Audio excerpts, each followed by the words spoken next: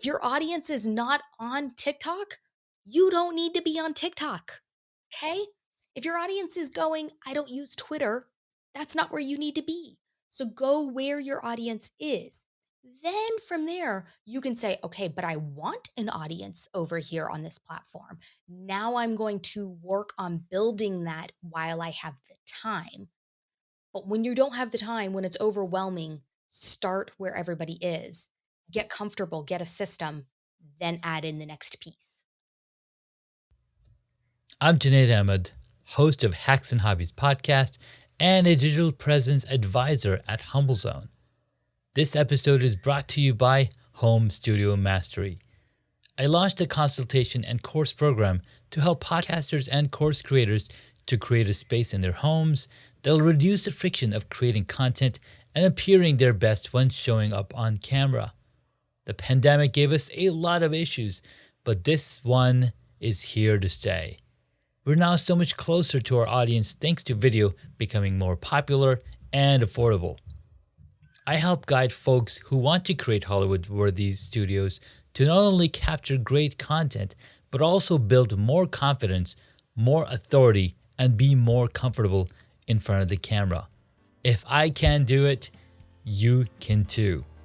And with my help, you can do it faster. So if you'd like to learn more, visit homestudiomastery.com and how you too can create a home studio that brings out your personality, professionalism, and possibilities. Thank you for tuning in to Hacks and Hobbies with your host, Junaid. We're visited by our amazing guests coming from all walks of life who want to learn their story, their struggles, and their journey on how they got to where they are today. So stick around. Today we get to speak with Julie Riley, an award-winning social media strategist with passion for building community with live video. She has over 15 years of experience in digital marketing, and as of this recording, she is the social media and community manager for StreamYard, managing 25,000 plus members in their community. Julie Riley has also worked with Social Media Examiner, the Small Business Administration, and countless others. She has a vast array of experience including live video production, social media management, community management, chat marketing, the list goes on. She's a dedicated community leader with a passion to teach others how they too can build an amazing business through their social channels and grow their communities with live video. That's her specialty. She's a hard-working woman who knows how to get things done no matter what challenges come her way. If you want to build an amazing community, Julie can get you there. So jump right into this episode as we learn more through Julie's experiences. And here you are. Thank you so much for coming on, Julie. How are you doing?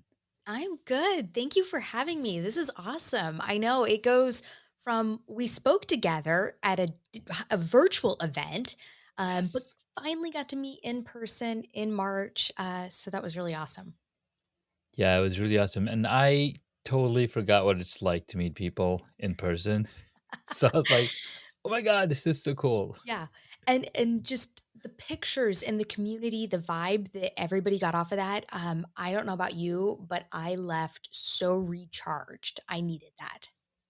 No, I was the same way. I was like, oh my God, this is awesome. There's so many opportunities. There's so many people. There's so many callbacks, follow-ups I got to do. So I'm glad that we're finally doing this. Back in the home base, everybody's settled, everybody's relaxed, and everybody's safe. That's the most important thing.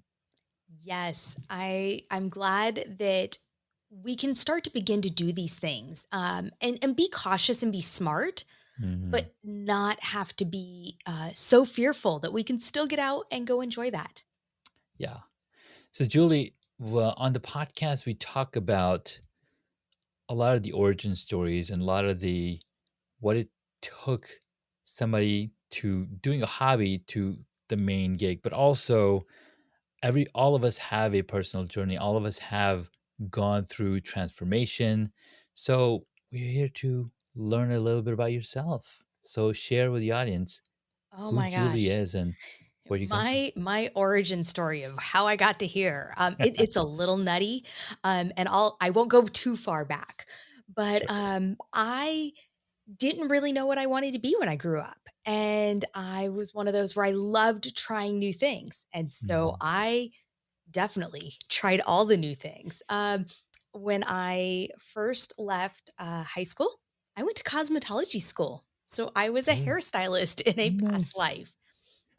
Realized that was not the career for me. Was like, okay, well, I'll go back to school. I'll go try something else. Was gonna enroll in college, and a family member encouraged me. At the time, I rode a motorcycle, and I Ooh. ended up at the Motorcycle Mechanics Institute and worked for Harley Davidson for 4 years. Oh my Funny enough, though, I went to school for working on the bikes. I never actually worked on the bikes as a career. god. Um, I could have saved my time and money not to Uh-huh. going that route, but that's okay. Uh, I ended up working some various different positions through Harley Davidson and worked my way up to being at a dealership in Wichita, Kansas, doing their e commerce sales and all of their warranty claims. But e commerce was where I got my feet in the door with digital Mhm. and where suddenly there was this spark and this excitement around what I was doing. It was the very, very early days of, we didn't even have it on a website. We Yeah. all of our e-commerce was done through eBay at that time. So that just kind of tells you, while I was there, we built out the first e-commerce platform for that dealership, Nice. and launched that. So that was super exciting that suddenly now people could go on the website and order it.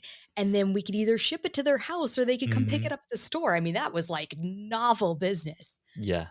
After I left Harley Davidson, I started a family. And so I was staying home at the time and was really, this is where I was like, okay, I just need something to do while I'm staying at home. And I had a family member who was a custom baker and Mm. cake designer. And I was just like, well, this will be something fun. It's just a hobby. Yeah. And started doing cakes as a hobby business and promoting it on social media. It was the very early days of Instagram, the Mhm. very early days of Facebook business pages, and got into promoting it all within that social media side of things. And again, I was like, wait, I liked that digital stuff I was doing for Harley, and now I'm doing this, and really took that and was like, I like doing this. I'm not really enjoying doing the cakes. Right. So they were a lot of work, and It's a people lot of work. really Oh, don't yeah. want to pay Mhm. for what the work goes into. If you ever order a custom cake, know that you're getting your money's worth when you pay that really high amount. That's right. Um, so I started picking up classes in marketing and was working on my degree there. Was able to get hired by a local agency here in Wichita and stepped into their social media marketing position.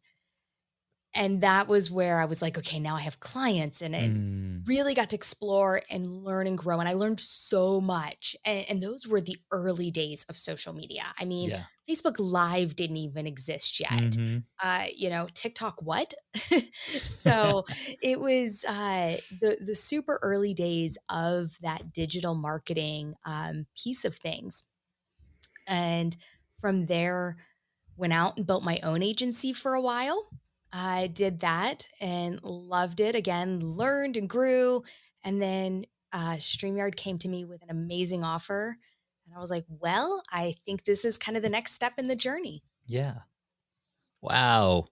From motorcycle mechanic to from hair salon to motorcycle mechanic to e-commerce to digital marketing and now into social media marketing. This is pretty I don't think it's nutty, but it's definitely a cool story and it goes to show that you have to try your hand at stuff before you know what's for you. Yeah, exactly. I admire those people who like were young and were like, I'm gonna be this when I grow up and go through high school still with that goal and immediately come out and go to college and really do find that is their Mm-hmm. career, their passion, and they pick the right thing. I admire those people. I think there are a lot less of them though than there are of the me's that are like, I Mm-hmm. don't know what to do. No, you're absolutely right. And if I go back to thinking about what I wanted to be, I don't even remember what that was. It was so long ago. Yeah. I mean, you could tell, you know. Hey, Still. mine's just hidden under a lot of color. um, Oh my God, Julie. it's funny because my son, he has got it in his head. He is going to be a lawyer, and he's Mm-hmm. like, I want to go to Harvard and all of. And I'm Mm. like, he's 12, by the way. Okay. So I'm like, that is amazing. And I'm like, Mm-hmm. if that really is what you want to pursue, by Yeah. all means, let's go that route. Yeah. But I keep reminding him also, though, that just because you've chosen it today at 12 doesn't mean it has to be the thing that you stick with later. Right. And guess what? Even if you do go to college and become a lawyer, it's okay to go do something else, Yes. even at that age, Yeah. Yeah. right? It's never too late to change, to start over, to go, you know what? I spent the last 40 years of my life in this career, and it's not what fulfills me. Yeah. It's not what I want to wake up and do every day for the rest of my life. Yeah. Because your life is not over. It's not over. Retirement is so much later in life, and even retirement, I don't ever, I can't imagine myself completely retiring. I just can't. No.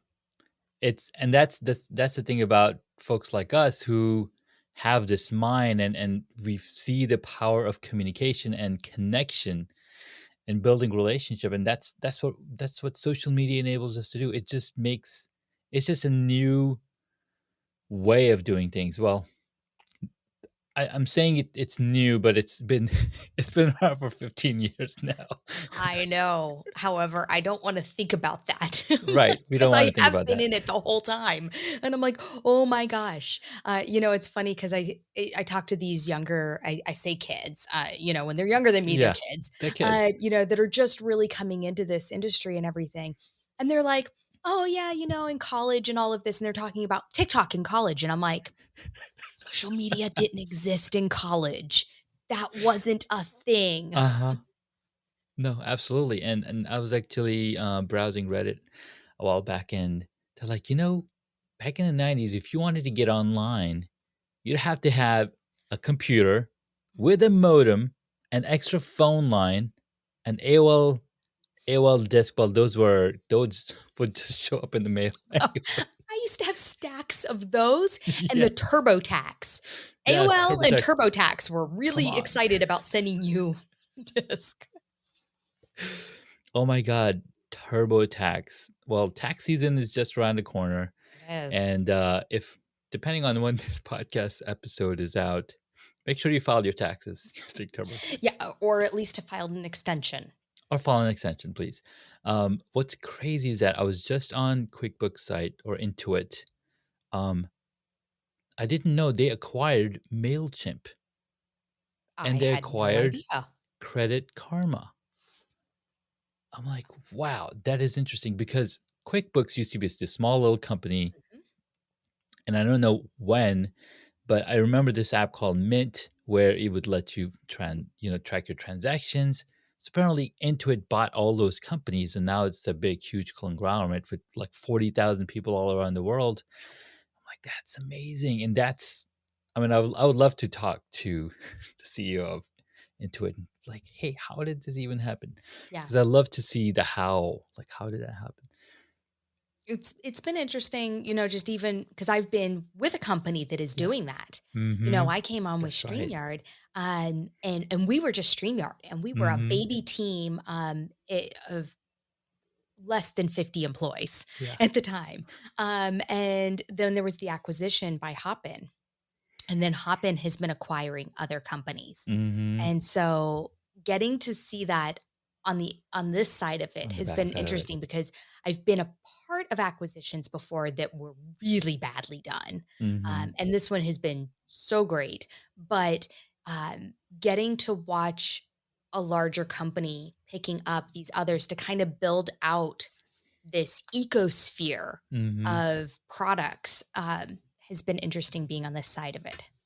No, that's really fascinating to hear that.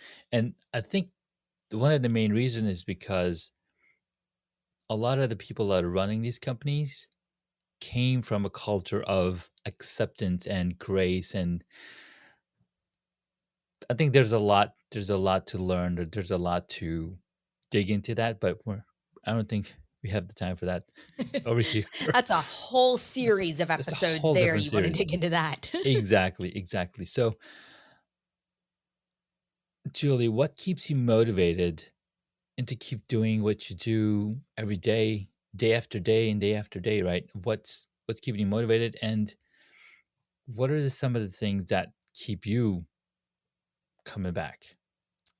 Wow. Okay, those are good ones. So I have to say my biggest motivation is my family. My son that I mentioned before has these big desires to see all of Mhm, these different places in the world, and I've told him we will pick one place a year until he graduates, and then even maybe still some after that. mhm, But that we're going to go hit one of these spots each year, and so that is my biggest motivation nice. is to be able to provide for him and give him these opportunities that Mhm, I didn't have and lots of people don't have. So trying to pick those up and just give him, of course, everything that yeah, possibly can. But what keeps me coming back and everything is I love what social media is. I There are parts of it that are very bad. There are mhm, parts of it that are used poorly, but the ability to reach such a broad audience, the ability to communicate with so many people all in one spot. When I go live with StreamYard and I am literally talking to people a couple hours away from me to mhm, the other side of the world and getting yes, to have conversations with them in real time is just amazing and something that wouldn't exist without these platforms. And then I just truly love the way it changes. I know we mhm, hate the change, we grumble and complain about the change, but the change keeps it fresh. And the change keeps it from becoming something that just becomes white noise in your daily mhm, life and you're trying to shut out and ignore. So I always chuckle every time a new platform comes out or mhm, a platform makes a big change and everybody is just up in arms and they're like, great, not another one or not this change. And they're upset. And I'm like, but you're still here. yeah, You're still coming back mhm, and you're still using it and it's not going anywhere. There will be no, evolutions of it, but it's here. And we just have to learn to grow and adapt with it yeah. and embrace it. And that change keeps my job fresh. Well, that's a really good way to put it. But if you think about it, we humans actually love change. The people who said they hate change, they probably don't have seasons. Well, I mean, in nature, yeah, we literally have different weather every single day depending on where you live. And we enjoy the fall, the summer, the spring. So if somebody's saying they hate change, they're a pure hypocrite that's true. because It's funny. Where I live, we hit all four seasons in uh-huh. 24 hours on Tuesday, Wednesday. It snowed. It was 90 degrees, Oh and my then god. in less than 12 hours, it snowed. Yeah, That's so we literally hit all four insane. seasons in a 24-hour period. That's something else. So yeah, human beings are like what there's a saying, the only constant is change. Yep, So embrace it, and we love new kids. When the new kids are on the block, like when you have a newborn, everybody loves the new kid, right? mhm, So new companies coming out is exactly that way. You startups. So we got to support them because somebody thought about an idea, they put their hard earned effort, and they made that thing happen. So it's important to embrace change and embrace newcomers on the spot because there's enough people in the world for everybody to stand together, you know. Absolutely. All right. Julie, it's been so much fun talking to you. I know it feels like we've been talking forever, but it hasn't. It's only a few minutes. But after the break, we're going to have Julie share with us 3 hacks to take away for the audience so they can apply it with their immediate lives. And it could be anywhere that you think that makes sense. So we'll be right back after these messages. That was weird. I'm still working on how to break that thing How off. do Hey guys, welcome back to the episode. If you've been listening, we be talking to Julie Riley over at StreamYard, but also a amazing human being that I got to meet at Social Media Market Journal, and I can't wait the next time we get to hang out. So, Julie's been really grateful to come on. Sorry. Julie's been really, what's that word? Gosh darn it. We are really grateful for Julie to come on to the episode.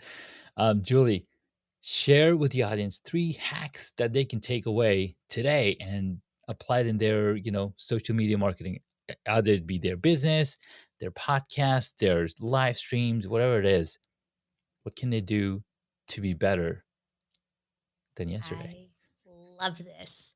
Okay, so the first thing I hear, or we often hear when I had my own agency and I was working with clients, is that I just don't have the time for my social media. I don't have the time for all of the places I have to be. And the first thing I would say is, well, one, that's why you're here getting help. But two is you don't have to be all of the places. So the one thing I always hear these business owners, people in their social media strategy is going, well, gosh, I have to be on Facebook and I have to be on Twitter and I have to be on Instagram and TikTok and LinkedIn and YouTube. And they're exhausted trying to think about how to create all of that content for all of those places. Mm-hmm. So until you have a team or a group of people that are doing this for you, stop and go, where is my audience spending the most time? Yes. Once you've figured out where your audience is spending the most of their time, then that's where you start and spend the most of your time because that's where you're going to get the most return.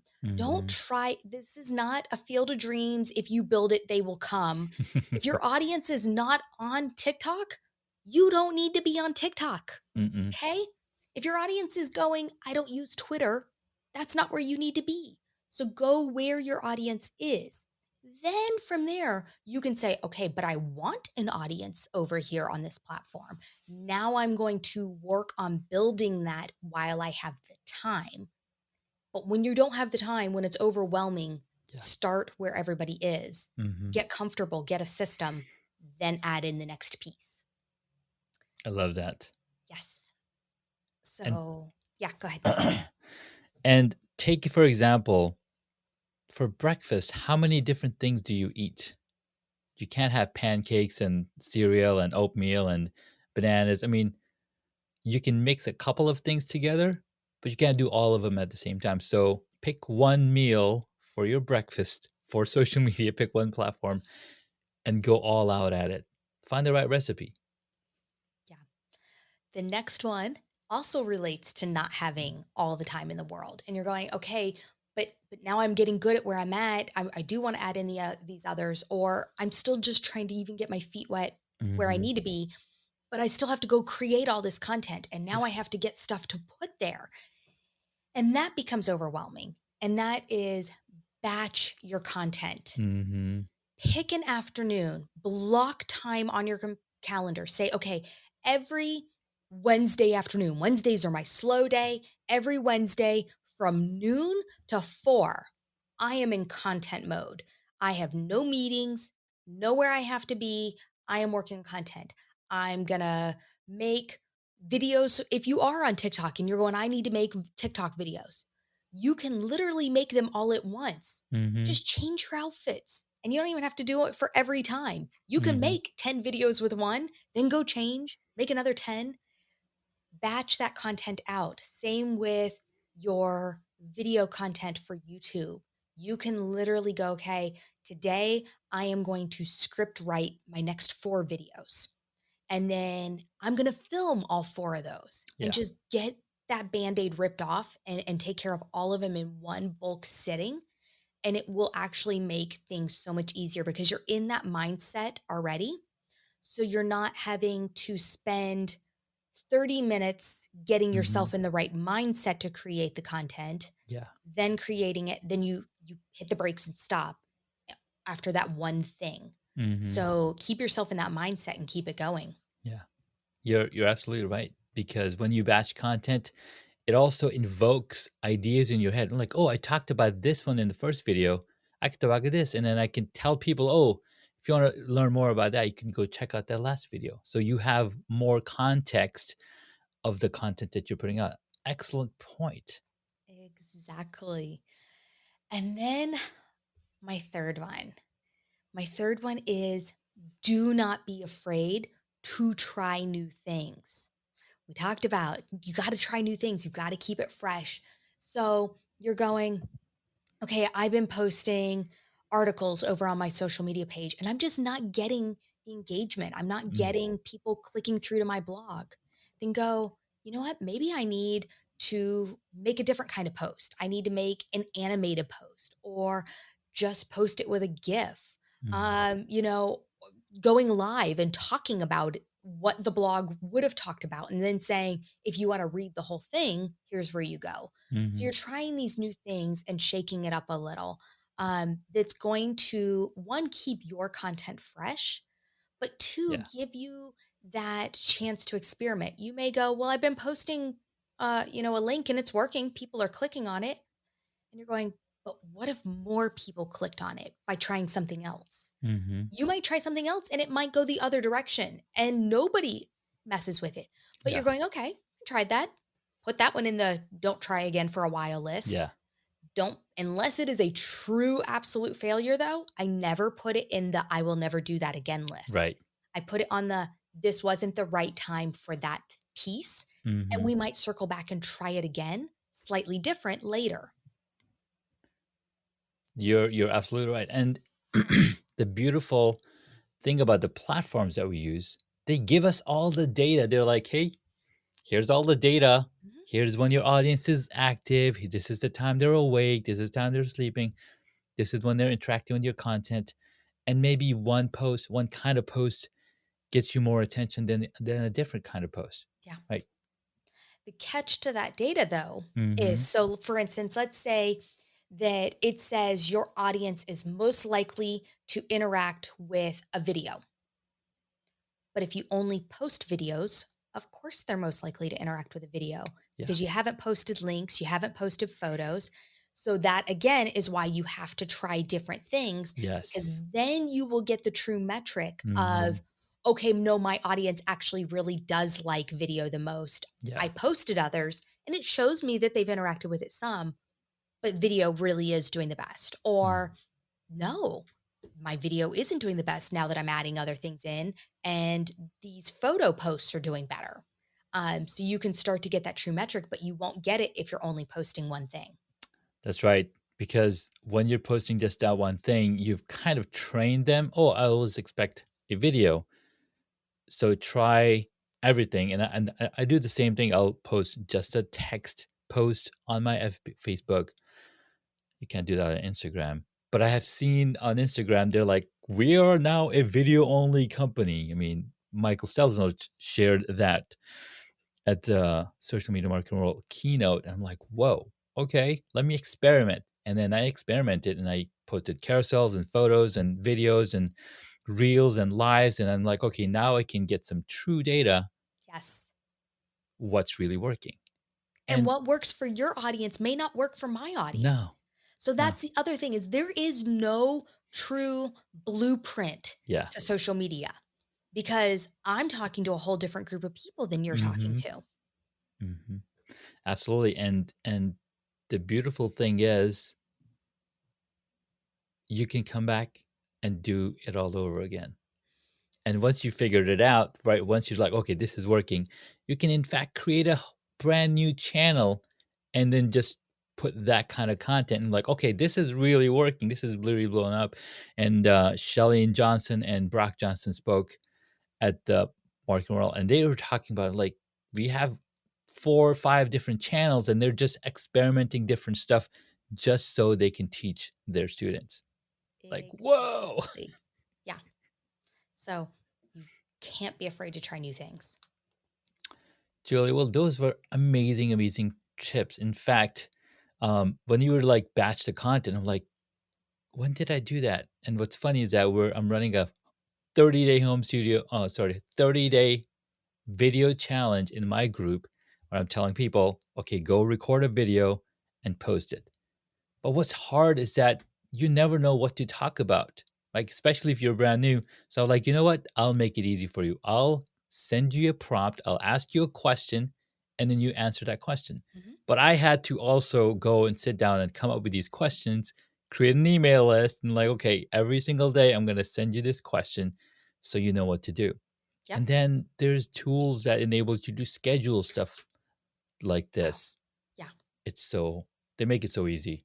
Yeah. If it wasn't for some of my tools, I would be in a whole lot different position because at that point, then it is harder. You could batch the content, but you Mm-hmm. can't get it scheduled out. Yeah, I mean, now, I mean, even the scheduling within Facebook itself is really it's really much good. more advanced and robust than it used to be. But I definitely have my favorite tools that I've been in there all day today redoing Ooh, a lot of my batched content. nice, nice. I need to get better at it or have my team be better at it. There you go. All right, Julie, it's been so much fun talking with you, learning about you, your nutty adventure. Then you need to write a book called The Nutty Adventure. There's so much more that didn't even get I added know, into I this. know. Like it is truly nutty. Yes. And then, I was a guest on another podcast earlier this week, and she gave me the idea for my book or the name for my book. I'm like, ooh, I like that. And it's going to be called The How Analogy. Ooh. How to get there from here. I'm still working on that subtitle. I like it though. It's going to be fun. It's going to be fun. All right. So, towards the end of the episode, I like to ask some quick blast questions, but then they can also help us dig even deeper. So, I think we're going to have a lot more fun than what we are having. Okay. What is the one hobby that you wish you got into? Sports. Ooh, Yeah. sports, just sports, any sports. Yeah. So growing up, I was in ballet Mm-hmm. and I always wanted to play soccer or do t-ball or go out and get active in these other sports, but they always interfered with when my ballet class was, and I Mm, was not allowed to give that up. So I always wanted to be more active in sports, to be able to play those like through high school, stuff like that. So yeah, okay. I don't know if I would say sports are hobbies, but I guess we'll call them let's see. hobbies. What other? I was trying to think. Um, I don't, I used to be really into photography Mm, and got busy and just kind of put it aside and let all of that go. And so that's one that I guess if I had a hobby, that would be what I would love to have back. nice. I love that. I love photography. It's what got me here. Yep, you have quite the setup too. Well, thank you so much. I appreciate it. Years of tweaking and learning and figuring out what works and what doesn't. All right, next question. What did you want to be when you were a child? A fighter pilot. Ooh, that reminds me of a movie that's coming on May 1st. Yes. I can't wait. Is it And I'm May 1st or May 28th? May something. I think it's May Oh, it's 27th. May 22nd. Yeah, it's a Memorial weekend. Yeah, yeah, you're right. Yes. Yes. Ooh, Yeah, that I'm is gonna I'm the gonna have to first one see it is my opening favorite night. movie. Sorry? The first one is my favorite movie. Oh my god, mine too. So Mine I too. just watched it the other day. But yes, I wanted to be a fighter pilot. I play the soundtrack of it all the time. Oh yeah. Oh, And it's in on my phone. fact, I think I wanted to be a pilot as well when I was younger, but some way, what is that? Somehow I ran into computers and I was like, "Oh my god, these are awesome." Well, I didn't know that growing up, being a pilot came with certain physical requirements. Mm. And I am 4'11". Oh, I am too short. so So how tall do you need to be? well, fighter pilot, I definitely taller because that's like all the G forces on your body and Mm. stuff like that. And I don't remember what the requirement was, but once they gave me the requirement and I was in high school and I was like, I'm not ever going to meet that required. Like that is one I physically can't make. Oh, um, all and then right. just pilot in general, I think there's some requirements there. I mean, you have to be able Mhm. to see over the cockpit. Well, there's another type of pilot called the drone pilot. I don't think they have a height requirement on that one. No, that one would not. So, I think that's as close as I could get at this point in my Yes. life. Well, actually, Julie, check out FPV drones. Okay, Okay. first person view drones. They are insane because you get to wear these nice looking VR goggles, and it is attached. The camera is attached to a drone that you can then fly around and get those same feelings as if you're flying out there. So, Awesome. I will have to check that out. And I can do like small personal planes, like the oh, Cessna nice, 172s, stuff like that. So I nice. could go do those. It's just anything big. Well, we're gonna get you there. Okay. All right. Next question, and I think we kind of talked about this already. What is your favorite movie or TV show? My favorite movie is Top Gun.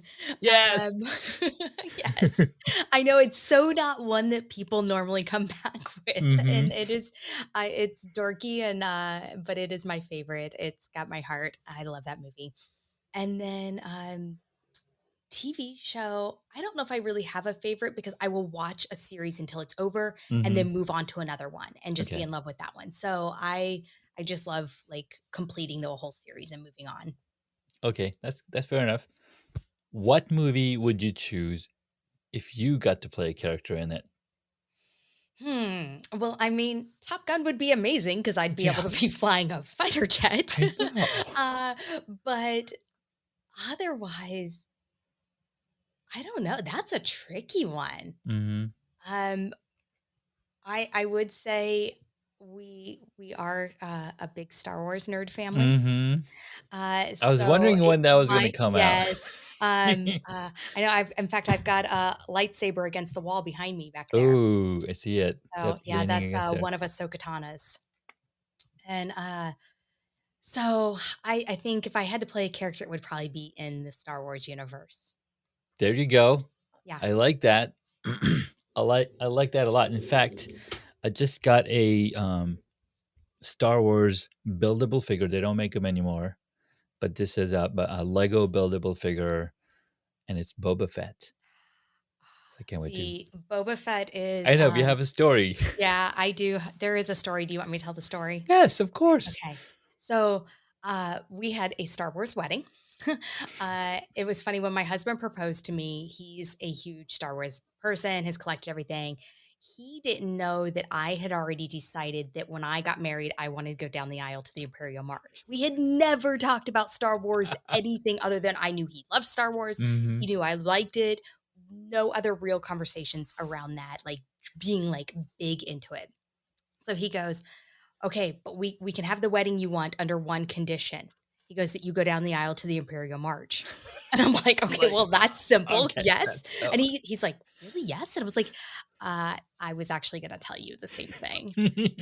So it worked out. I mean, it was meant to be. Yeah. But at our wedding, his groom's cake was Boba Fett's helmet. And we actually had some of our wedding planning team, one of the girls' fathers and one of the girl's husband, they dressed up as Boba Fett and Darth Vader and escorted Yes. us into our reception. So it was kind of funny because it was a very traditional wedding, Mm-hmm. you know, the pretty flowers and the white dress. I wasn't dressed like Princess Leia or anything Yeah. like that. Yeah. But with these little elements added in that were just very unexpected. So they escorted us in with lightsabers. And then my husband had to battle Darth Vader for me because Boba Fett had taken me hostage. And so there was a lightsaber battle Oh my at the God, beginning that's of our so cool. reception. So, guys, this is what it means when you're really passionate about something, right? You're into a hobby, you're into something, and it comes out as your personality. Because I talk about personality in your studio, right?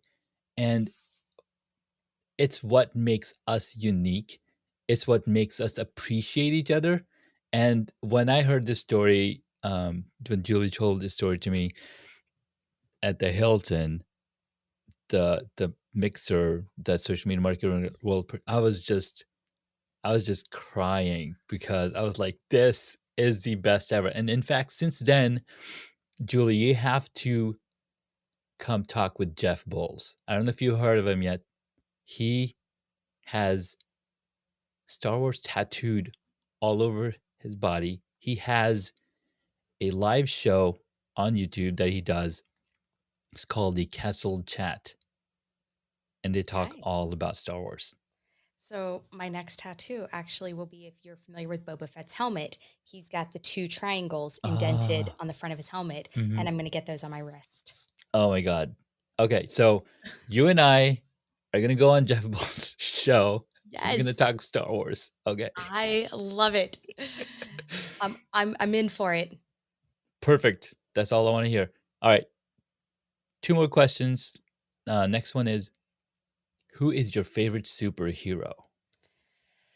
Ooh, you know, I love, we watch all the Marvel movies, all the DC movies. Though, growing up, Mm-hmm. always loved Batman because Batman didn't have superpowers. Mm-hmm. He wasn't from another planet. Mm-hmm. And he really just used all of these cool gadgets and everything. But later in life, I really fell in love with Green Arrow. Oh yes. So I'm a big fan of that one. But yeah, we're comic book nerds too. I So love that. I mean, obviously, I mean, if you had a Star Wars wedding, you're a book nerd. Come on. yes, It doesn't matter which comic book. If it's in the comic book, yes, we're all about it because all the work that goes into creating those characters and the stories, right? It's people writing yeah, their heart out. and they're not just giving you one movie.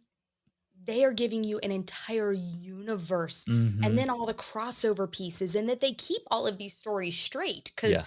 I would like lose track if I was the right writer personally. I'd be like, I don't remember where they're from. But that they literally have this entire world Mhm. and story from birth to death that you get to Yes. follow along with. Yeah, and it's the most richest history you can read in nonfiction format. It's like, wow, it's awesome. Yeah, I've got a poster of the Marvel guys over here, and I've got Justice League back there, and I look at them like my heroes. I know. And superheroes shows us another thing about competition. There is no competition between them. Mm, They work together, yeah. right? It's so awesome. And when people say, "Oh, I want to do this," but there's so many people, there's so much competition. I'm like, what are you talking about? First of all, collaboration over competition. Yes, please. Like, find those other people and be like, let's now work together. Let's figure out how we can make this even better, how we can collaborate on projects. Because they're going to bring something to the table you don't have, Mm-hmm. and you're going to bring something they don't have. Exactly. And it's way more fun than trying to go, I can be the only one. I'm going to go put my flag in the moon and nobody else can do it. So Well, talking about the moon, I don't know if you've seen Space Force on Netflix. I haven't yet. It's on my list. Okay, I've been working through a long list. So we've been watching Moon Knight lately. I haven't picked up Moon Knight mainly because I want to wait for all 6 episodes to drop and then I Yeah, want to binge it. it's painful waiting. But they got to check out Space Force. There's a little part about the moon, and I don't want to ruin it. Okay, Okay, watch it. last question. If you were a board game, what would it be? I was a board game. I have never been asked that question. That is the most Because unique only question. on Hacks and Hobbies is what I you, was like, you get asked that ooh, question. there's so many good board games. Mm-hmm. Um, Life. Oh, I like that one. Because you get to choose your path. Yeah, You get to choose your journey. And that is really what it is you're choosing your path and your journey. yeah, And you don't always make the right choices. And that's sometimes right. they come with some hiccups along the way. Mm-hmm. But at the end, you still get to the end goal. Um, You still do. it's just the path you took to get there. Yeah, I Yeah. love that. You know, I'm going to be honest with you. I've never played that game. I've I never played the game of life and a board game because I didn't grow up in the States. I came to the States when I was like 19. Yeah. So I haven't had a chance to play life, but I have played other games. Our Um, our family one is normally Monopoly. That gets mhm. pretty heated. We've got, and of course, because we have the Star Wars limited edition version. Of course. Come on. Come on now. So I'm always R2D2. My husband's Boba Fett, and my son is Darth Vader. Um, it's such a pleasure talking with you, and we are so blessed to have such rich cultures and rich um things. What am I? Rich things to go uh listen to and experience, like the Star Wars universe, like the Marvel Cinematic Universe, the entire DC universe. I mean, we are living in a time that's not going to be forgotten for a long time. All right, Julie, it was really a pleasure talking to you. Thank you so much for your time and coming on and sharing your life with us and sharing the hacks to take away so people can be better and save their time and be not as stressed with social media marketing. This was fun. Thank you so much for having me. You're welcome. Take care, and we'll see you next time.